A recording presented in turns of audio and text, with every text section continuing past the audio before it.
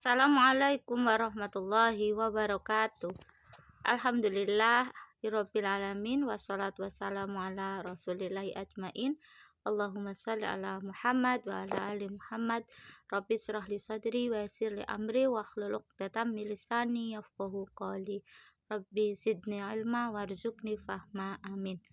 Alhamdulillah, jumpa kembali sahabat Humairah dan pendengar Bedah Buletin Teman Surga. Hari ini kita jumpa lagi. Semoga Allah memberikan kita kekuatan, iman, kesehatan, sehingga kita senantiasa selalu bisa melakukan ketaatan kepada Allah, termasuk meluangkan waktu kita untuk mendengarkan kajian Bedah Buletin sore hari ini sebagai aktivitas thalabul ilmi kita. Salawat dan salam semoga tercurah kepada uswah kita Nabiullah Muhammad SAW. Sahabat Humairah yang dirahmati Allah, hari ini kita akan membahas tentang buletin teman surga dengan judul Sahabat Dunia Akhirat. Wah, senang ya kalau kita punya sahabat dari dunia sampai ke akhirat. Punya sahabat itu asik banget, bener nggak? Bisa jadi tempat berbagi suka dan duka. Tapi bagaimana rasanya kalau antar teman justru saling yang bukannya saling menyayangi, malah saling mencurigai. Bukannya bareng-bareng beresin masalah, malah berlomba-lomba menyebar fitnah. Bukannya bersatu cari solusi, malah berusaha saling mencelakai. Waduh, emang ada pertemanan kayak gitu? Ada, malah banyak diminati remaja dalam permainan online yang lagi viral.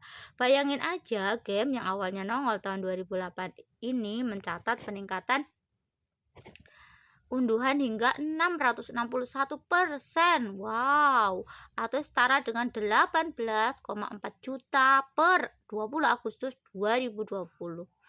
Wah, gara-gara YouTuber populer latah pada ikutan main game yang bisa merusak jalinan pertemanan ini. Akhirnya nular deh pada remaja yang lagi gabut dan mager. Hati-hati ya guys. Pengaruh game online pada remaja. Tingkat kecanduan internet di Indonesia meningkat selama pandemi corona. Hal ini diketahui dari studi yang dilakukan oleh dokter spesialis kejiwaan dari Siloam Hospital Lipovetsj, Dr. Kristiana Siste Kurniasanti SPKJ bersama timnya kepada 2.933 remaja dan 4.734 orang dewasa berusia antara 20 sampai 40 tahun di 33 provinsi di Indonesia. Dr. Kristiana menjelaskan kecanduan internet pada remaja meningkat hingga 19,3% dengan rata-rata durasi bermain internet selama 11,6 jam per hari. Ya Allah, separuh hari ya. Dan sialnya, kalau udah berselancar di dunia maya, remaja lebih banyak mencari hiburan dibanding menambah ilmu pengetahuan. Selain ngubuk-ngubuk semua kanal sosial media, nonton video YouTube, remaja paling doyan yang namanya main game online. Apalagi kalau gamenya lagi viral, kebelet pengen nyobain dan akhirnya ketagihan seharian gak mau ketinggalan. Main game memang nyandu, saking nyandunya remaja gak mau ambil pusing dengan bahaya yang ada di balik game online. Selain ngabisin waktu yang berharga, bahaya game juga bisa mempengaruhi cara berpikir dan cara berperilaku tanpa disadari oleh gamers loh. Sehingga mereka jadi bertindak agresif sampai saat kecewa dalam permainannya. Masih mending kalau agresivitas remaja yang kecanduan game online cuma banting keyboard, ngamuk-ngamuk sambil ngabsen nama-nama hewan atau nonjok monitor. Ngerinya kalau doi sampai adu fisik dengan temannya atau malah bertindak kriminal lantaran terinspirasi oleh game yang dimainkannya. Ngeri kan? Makanya apapun game online yang dimainkan, terutama yang berkaitan dengan kekerasan atau perilaku negatif lain, sedikit banyak akan mempengaruhi para pemainnya.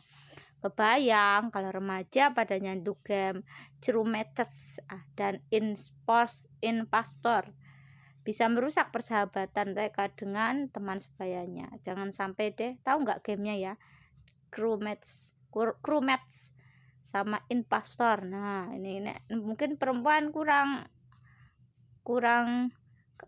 main gamenya ya, biasanya nonton kalau perempuan, tapi mungkin aja ada ya teman-teman yang juga suka main game. Biasanya laki-laki yang paling hobi main game, tapi nggak juga menutup bahwa perempuan juga suka main game. Jangan lakukan ini pada temanmu. Salah satu kenikmatan yang Allah Subhanahu wa Ta'ala berikan kepada kita adalah kehadiran teman dalam keseharian kita.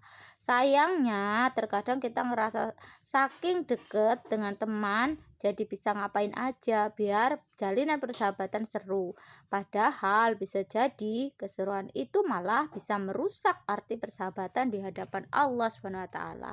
Karena itu, jangan lakukan beberapa hal berikut kepada temanmu. Pertama, prank. Tren kekinian yang jadi bahan konten sosial media adalah prank, alias ngerjain orang. Sialnya, yang sering jadi korban itu adalah teman kita sendiri. Tujuannya lebih banyak hiburan semata. Keseruan yang endingnya minta maaf, dan kalau udah dilabel prank, seolah perilaku apapun itu enggak masalah. Padahal dalam Islam, prank itu merusak persahabatan. Celakanya bisa makan korban, teman, dan kita. Hati-hati, Rasulullah SAW bersabda, celakalah bagi orang yang berbicara berdusta hanya karena ingin membuat orang tertawa. Celaka dia, celaka dia. Ngeri kali ya, 3 kali loh disebut celaka. Hadis riwayat Ahmad. Jadi ngeprank itu sama dengan dusta, dan dusta itu tidak boleh dilakukan gitu ya, akhlak yang buruk, dan itu dilarang oleh Rasulullah, bahkan dikatakan celaka. Kedua, bully, Bali gitu ya, bully ya. Ada teman salto misalnya, alias salah kostum, atau salting alias salah tingkah, jadi bahan empuk untuk dibully. Kalau perlu direkam dan diunggah ke media sosial, biar netizen sedunia juga bisa ngebully. Tega bener deh ini. Padahal jika teman kita nggak ridho dan sakit hati, meski teman dekat, bukan berarti kita bisa semaunya ngeledek doi. Karena Rasulullah SAW mengingatkan kepada kita, seorang muslim adalah saudara bagi muslim yang lain. Ia tidak boleh menganiaya, menelantarkan, mendustakan, dan menghinanya. Takwa itu bersumber dari sini. Beliau mengisyaratkan dengan tangannya ke arah dada 3 kali. Cukuplah seorang itu dianggap jahat bila ia senang menghina saudaranya sama muslim. Setiap muslim itu haram darahnya, hartanya, dan kehormatannya atas muslim yang lainnya. Hadis riwayat Muslim. Hati-hati ya, jangan suka bully. Ketiga, berburuk sangka. Teman tiba-tiba dekat dengan kita, disangka ada maunya. Teman perlahan menjauhi kita, disangka nggak mau berteman lagi. Teman nggak mau ikut ajakan kita, dibilang nggak solider. Susahnya. Emang capek kalau kita punya perasaan buruk sangka pada teman kita. Padahal belum tentu apa yang kita sangka cuma perasaan kita aja ya. Ternyata itu cuma prasangka kita aja, karena kita nggak konfirmasi dulu. Tak sesuai dengan faktanya. Karena itu Rasulullah SAW mengingatkan kita untuk menjauhi prasangka buruk.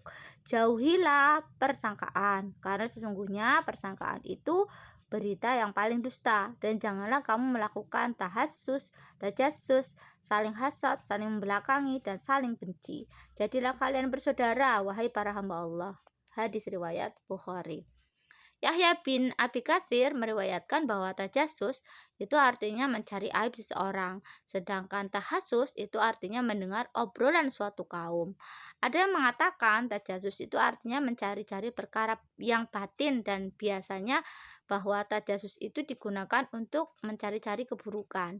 Sementara tahassus itu artinya mencari-cari sesuatu yang terlihat oleh mata atau telinga, dan ini yang ditarjih oleh Imam Al-Qurtubi rahimahumullah.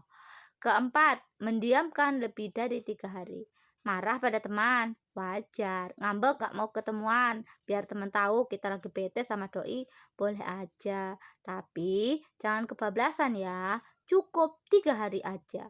Biar keberkahan yang terjalin dalam persahabatan kita gak pada menguap oleh amarah. Dari Abi Ayyub Al-Ansari, Sesungguhnya Rasulullah SAW bersabda, tidak halal seorang muslim itu mendiamkan saudaranya lebih dari tiga malam, di mana keduanya bertemu lalu yang ini berpaling dan yang itu berpaling. Yang terbaik di antara keduanya ialah orang yang memulai mengucapkan salam. Hadis riwayat Muslim. Nah, hati-hati ya, kalau lagi marahan gak boleh lebih dari 3 hari, cukup 3 hari aja. Habis itu yuk, siapa yang mau dapat pahala yang paling baik, yang duluin untuk mengucapkan salam. Nah, itu ya. Yang kelima, mengumbar emosi. Ini yang paling ngeri. Kalau emosi sudah sampai ke ubun-ubun, perilaku jadi tak terkendali. Gak cukup dengan aksi mogok ngomong atau ketemu lebih dari 3 hari, lanjut dengan caci maki hingga berkelahi. Waduh, jangan sampai kejadian ya. Dulu ada loh ya yang Hello Kitty itu ya, ingat ya. Itu juga anak-anak remaja ya, anak-anak SMA. Wah, ngeri banget itu buliannya. Rasulullah Shallallahu Alaihi Wasallam bersabda, tidak halal bagi seorang muslim membuat takut muslim yang lain. Lakukan ini pada sahabatmu sebagai wujud rasa syukur atas kehadiran teman yang menghiasi hari-hari kita. Berikut beberapa hal yang bisa kita lakukan. Pertama, silaturahim. Silaturahmi ya, biasakan berkunjung pada saudara kita dengan atau tanpa keperluan, semata karena Allah SWT, untuk menguatkan tali persahabatan dan mengetahui kondisinya. Bisa jadi lama tidak terlihat di dunia nyata atau dunia maya, ternyata sedang ditimpa musibah, tapi doi nggak mau cerita. Sesungguhnya seseorang ada yang ingin mengunjungi saudaranya di kota lain, lalu Allah mengutus malaikat untuknya di jalan yang akan dilalui. Malaikat pun berjumpa dengannya seraya berkata, kemana engkau akan pergi? Ia menjawab, aku ingin mengunjungi saudaraku di kota ini. Malaikat itu bertanya kembali, apakah ada satu nikmat yang berkumpul untukmu karena sebab dia? Ia menjawab, tidak, aku hanya mencintai gitu. Nah, aku hanya mencintai dia karena Allah Azza wa Jalla. Malaikat itu berkata, sesungguhnya aku adalah utusan Allah untukmu. Allah mencintaimu karena kecintaanmu kepada saudaranya. Hadis riwayat Muslim. Masya Allah. Jadi ternyata luar biasa ya, kalau kita mencintai saudaranya, ana uhibbuka fillah gitu ya, mencintainya karena Allah. Jadi persahabatan itu harus dilandasi karena kecintaan kepada saudara kita karena Allah. Hadis ini disebutkan oleh Imam Nawawi dalam Sahih Muslim dengan judul bab keutamaan saling cinta karena Allah. Dan dalil ini dijadikan oleh para ulama sebagai dalil keutamaan saling mengunjungi sesama muslim dan mengunjungi orang soleh yang dilandasi ikhlas dan saling mencintai karena Allah. Jadi dasarnya adalah karena Allah, yaitu iman yang dimiliki oleh saudaranya. Yuk, yang mau berkunjung ke saudaranya, ini kan lama nggak jumpa tuh karena pandemi, sekali ya main, gimana kabarnya gitu. Itu nggak harus ada tujuan, ternyata hanya untuk menjalin silaturahim itu sangat diberkahi oleh Allah ya, dan akan melapangkan rezeki, memudahkan urusan kita. Kedua, memberi hadiah. Ini sudah terbukti mujarab untuk merawat persahabatan, karena pemberian hadiah akan menumbuhkan rasa cinta dan kasih sayang sebagai saudara seakidah. Saling memberi hadiahlah oleh kalian, niscaya kalian akan saling mencintai. Hadis riwayat Al-Bukhari. Jadi ya mungkin teman-teman sering ya kasih hadiah pada momen-momen tertentu. Nah, itu merupakan satu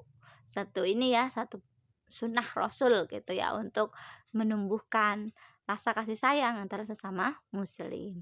Ketiga, mengingatkan saat hilaf dan menguatkan saat futur. Namanya manusia ya, tak luput dari salah dan lupa. Kalau ngelihat teman bermaksiat, jangan diemin aja, segera diingatkan biar gak makin terjerumus dalam kubangan dosa. Tentu dengan cara yang ma'ruf dan baik ya, bil mau'izati hasanah gitu ya. Tidak kemudian langsung mencas gitu, tapi dengan cara yang baik. Begitu juga kalau teman lagi futur alias down karena ada masalah, jangan ditinggalin. Sedapat mungkin kita bantu, baik secara materi atau mengembalikan semangatnya agar tidak menjauhi Allah Subhanahu wa taala. Sungguh manusia berada dalam kerugian kecuali orang-orang yang beriman dan mengerjakan kebajikan serta saling menasihati untuk kebenaran dan saling menasihati untuk kesabaran. Quran surat Al-Asr ayat 2 sampai 3. Keempat, membersamai dalam kebaikan. Istiqomah dalam ketaatan akan selalu dihadapkan pada banyaknya tantangan. Kalau dihadapi sendirian, kadang kita kelabakan. Karena itu, tetaplah saling mengingatkan, menguatkan, dan memberi bantuan. Karena sejatinya seorang sahabat itu bukan cuma bersama dalam suka maupun duka, tapi juga dalam ketaatan dan ketakwaan. Sahabat Humairah, pendengar buletin teman surga, jangan biarkan ya pengaruh game online merusak persahabatan kita karena sulit menemukan sahabat dunia akhirat. Namun begitu mudah melepaskannya tanpa kita sadari. Imam Syafi'i rahimahumullah mengingatkan, jika engkau punya sahabat yang selalu membantumu dalam rangka ketaatan kepada Allah, maka peganglah dia erat-erat dan jangan sesekali kau lepaskannya, karena mencari teman baik itu susah, tapi melepasnya sangat mudah sekali. Yuk, temukan sahabat-sahabat akhiratmu. Nah, begitu ya. Semoga persahabatan kita di grup Humaira Story juga persahabatan yang sampai ke akhirat, yang kelak ketika mungkin di antara teman-teman kita tidak ada di surga, maka kita akan bisa saling menolong ya. Ana uhibukum, ana uhibukumullah gitu ya. Saya mencintai kalian semua yang ada di grup Humaira Story karena Allah. Semoga kalau kita tetap menjadi sahabat sampai ke surganya. Allahumma amin. Semoga bermanfaat dan menjadikan kita seorang yang memiliki sahabat dunia dan akhirat. Dan bisa ya cari sahabat-sahabat di grup Humaira Story ini menjadi sahabat dunia akhiratmu yang saling nasihat menasihati dalam ketakwaan, saling nasihat menasihati dalam kebaikan. Ya, itu saja dulu materi buletin teman surga untuk sore hari ini. Silahkan nanti yang mau berbagi dan yang mau ingin bertanya, kita lanjut ke grup Humaira Story. Mohon maaf jika ada banyak salah kata, salah ucap. Saya akhiri. Wassalamualaikum warahmatullahi wabarakatuh.